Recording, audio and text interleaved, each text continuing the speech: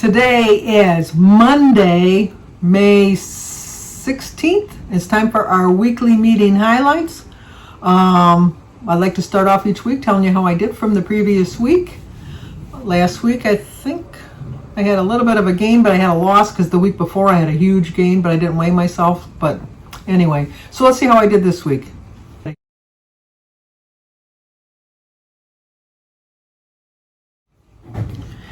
I know, 0.8 gain. 239.6. Oh, so close to 240. I don't like that. It's a 0.8 gain for a total loss of 64.6.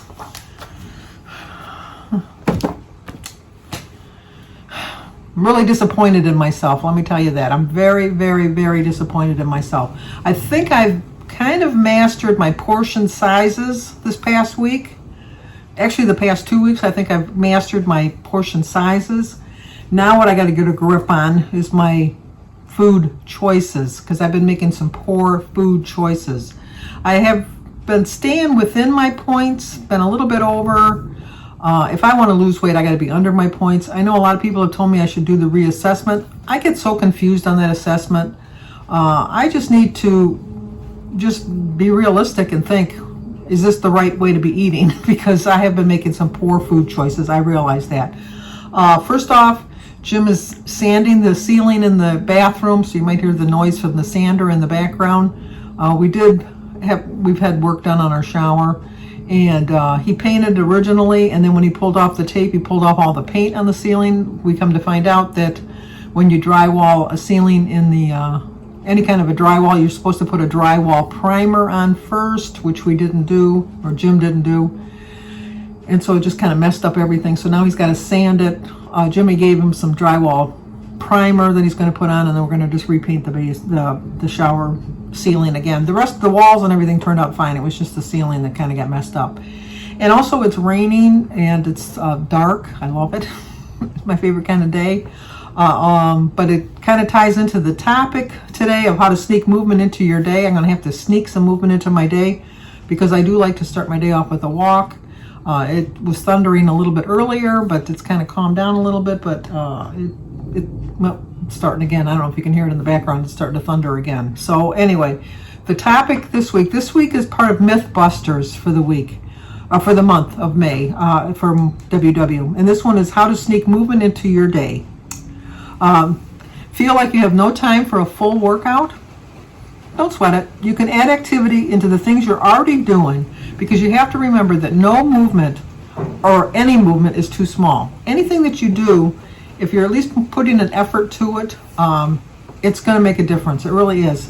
Sometimes people think, I haven't got time for a half-hour walk. I just don't have time for it. Try to fit 5 minutes in. If it's just walking to the corner and back for 5 minutes, watching TV, get up doing some exercises during the walking around in the living room. If you're not one of those people like me that record everything so you can skip through the commercials. Even when you're watching a show, just stand up there, do some leg lifts, walk in place. There's a lot of things you can do, but let's see what they're saying. The step one is pick one day of the week and think about what's on your to-do list.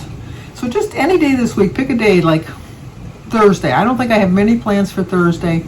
Thursday, this is what I'm going to try to do. This is what I'm going to try to get in on Thursday.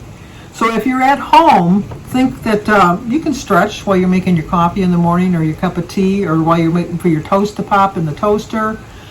Just hang on to the side of the sink and do some leg lifts. If you feel up to it, do a couple jumping jacks.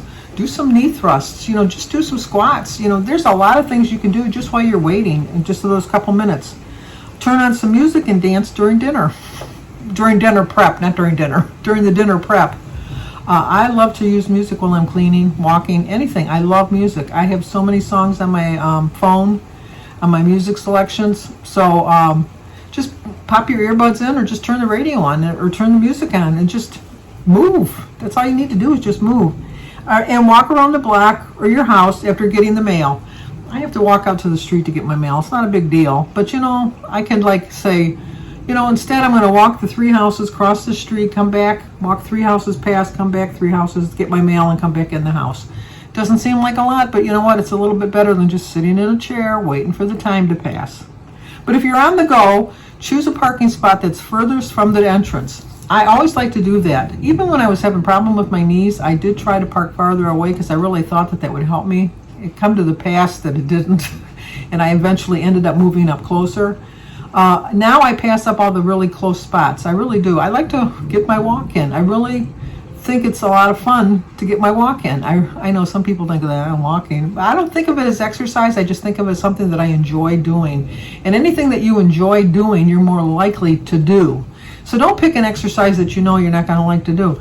I don't particularly like jumping jacks, so you're not going to catch me doing a jumping jack. I don't really like doing leg thrusts or, like pelvic thrusts or squats. I don't have a problem like lifting my leg or doing things like that. I don't have a problem with that. So, I'll find things that I do like to do. And return your shopping cart to the front of the store. Well, so many places you got to pay a quarter nowadays just to get a cart. And then if you bring it back to the store, you get your quarter back. I am very anal. Jim makes fun of me, but I'm very anal about my shopping cart, or my buggy as I like to call it, my shopping buggy.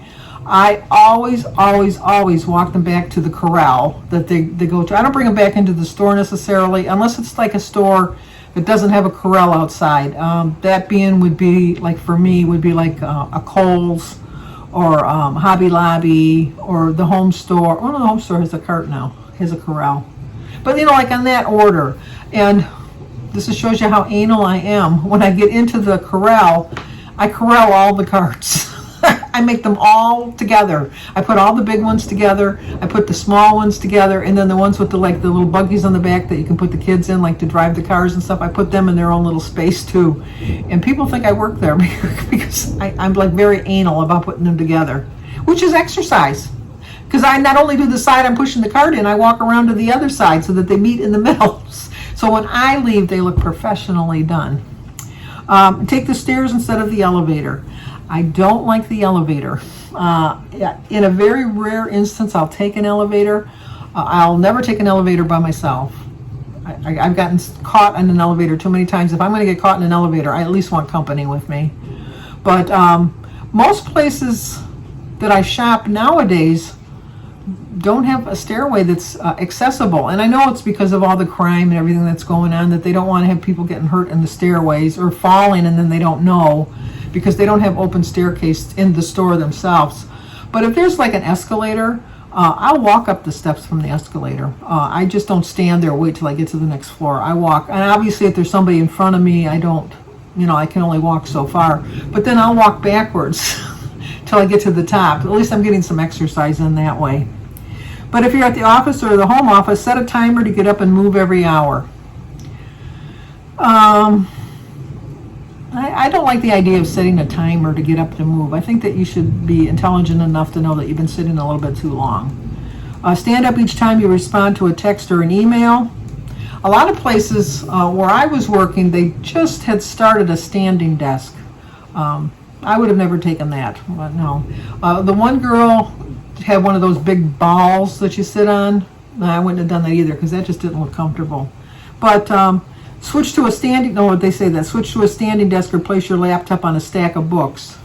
What I found too, which was easier, is in the office that I worked in, there was printers at different locations.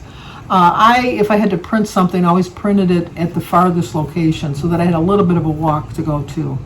And where I worked, they didn't have a restroom in the actual office itself. It was a main restroom for the whole floor of the office building. And the rent must have been cheaper, I guess, for this particular company. But you had to walk to go to the bathroom. And I was drinking at that time because I had joined Weight Watchers. I was drinking a lot of water. So I was using the restroom a lot. So I got my move in. I got my movement in that way too.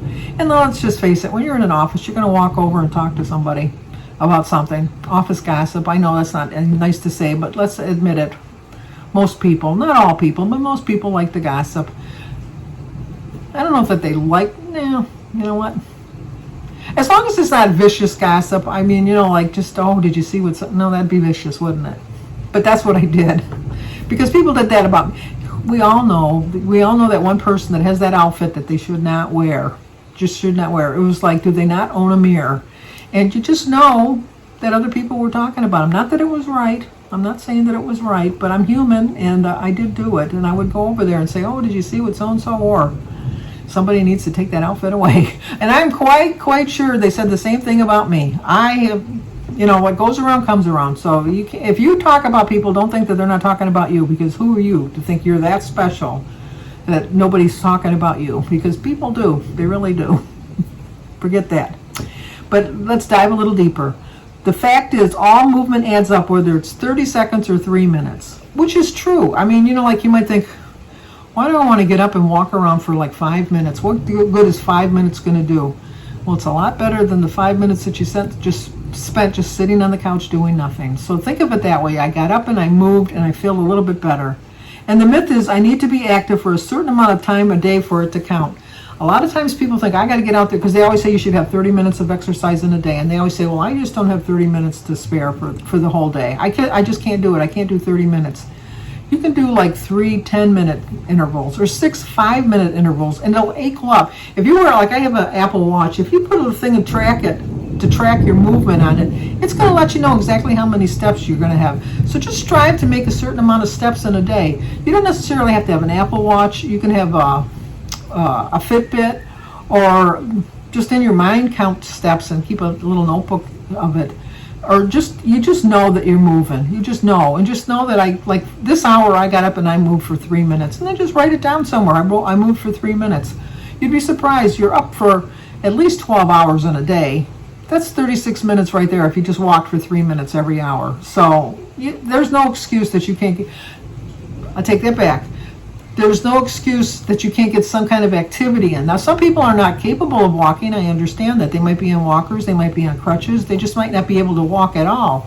There are so many chair exercises that you can do. There are so many things you can do just sitting in place. There are all kinds of YouTube videos that you can look. There's chair yoga. There's all kinds of stuff that you can do, that you can try. If you're bedridden, you can take like little hand weights and just do some weights in the bed. I mean, where there's a will, there's a way. I know that's like an old cliche, but there really is. Where there's a will, there is a way. Despite our best efforts, sometimes activity ends up towards the bottom of our to-do list. But we'll let you in on a little secret. Movement doesn't just look like hitting the gym. Even those 5 extra steps to the furthest register, or 5 minutes of dancing in the kitchen count. Any little bit of movement you can get in is definitely going to count for you. Sure, exercise can sometimes inspire an all or nothing mindset. If I can't work out for 30 minutes, I'm not going to work out at all. But the truth is, some movement is always better than no movement.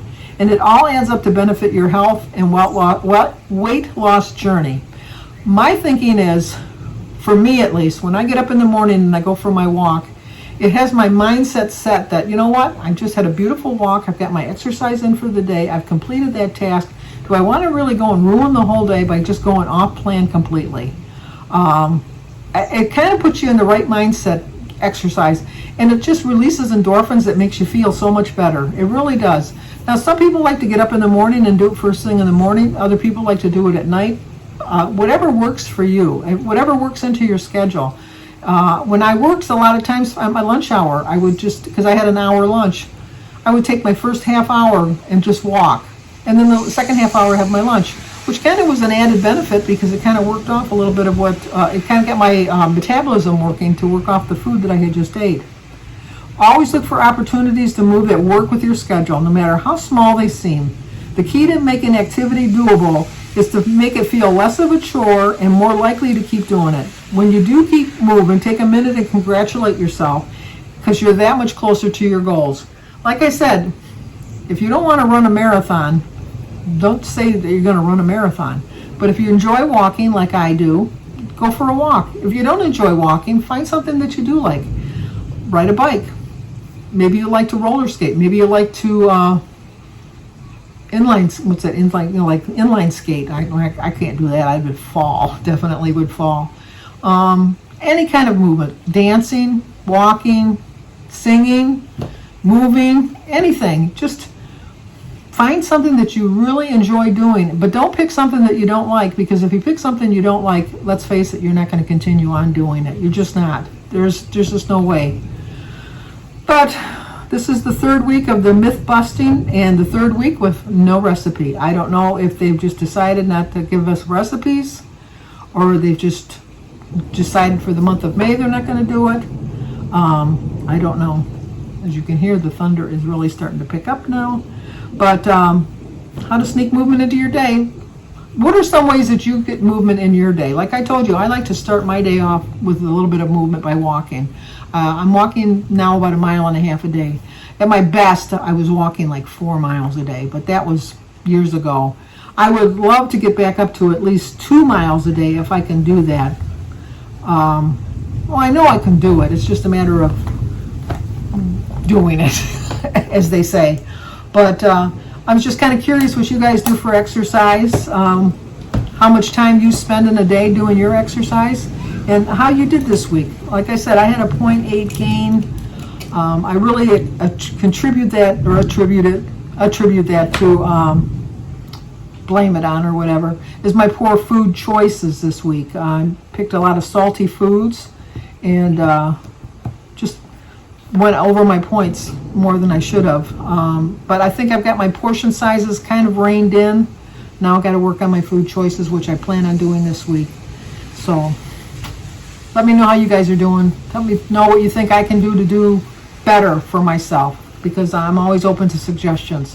But if you're new to my channel, please subscribe, leave a comment, hit the like button, and share it if you think somebody might like to see it.